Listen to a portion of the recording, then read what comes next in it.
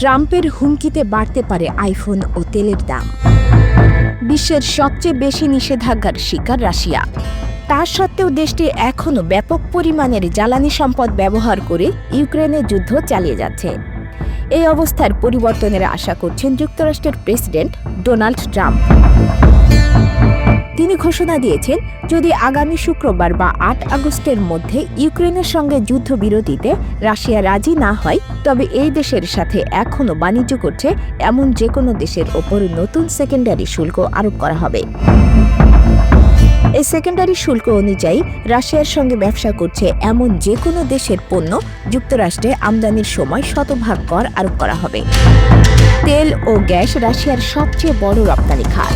চীন, ভারত, তুরস্ক মস্কোর সবচেয়ে বড় ক্রেতা। গত মাসে ট্রাম্প বলেছিলেন, আমি অনেক কিছুর জন্য বাণিজ্যকে ব্যবহার করেছি, কিন্তু যুদ্ধ থামানোর জন্য এটা দুর্দান্ত। ট্রাম্প প্রশাসনের এটা প্রথমবারের মতো সেকেন্ডারি শুল্ক আরোপ নয়।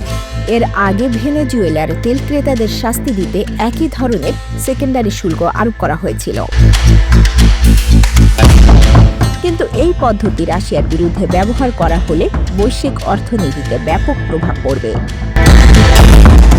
রাশিয়া এখনও বিশ্বের তৃতীয় বৃহত্তম তেল উৎপাদনকারী দেশ। এর আগে শুধু সৌদি আরব ও যুক্তরাষ্ট্র রয়েছে।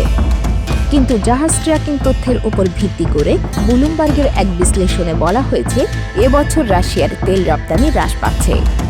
এছাড়া ট্রাম্প যখন আগে চীনের উপর ৩ অঙ্কের শুল্ক আরোপ করেছিল, তখন এটা কাজ করেনি।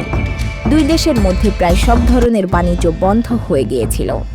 এরকম উদ্যোগ আরও একবারে নিলে তা যুক্তরাষ্ট্রে মূল্যস্ফীতির চাপ আরও বাড়াতে পারে, যেটা বহুদিন ধরে মোকাবিলার প্রতিশ্রুতি দিচ্ছেন ট্রাম্প।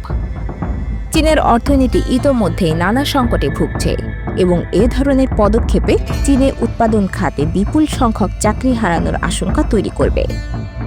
প্রেসিডেন্ট ট্রাম্পের এই ট্যারিফ বা শুল্কের উদ্দেশ্য হল রাশিয়ায় অর্থের প্রবাহ কমিয়ে দিয়ে জেলেনস্কিকে সাহায্য করা। এর মাধ্যমে ইউক্রেনে মৃত্যু, দুর্ভোগ ও ধ্বংসের অবসান ঘটবে বলে আশা প্রকাশ করেছেন ট্রাম্প।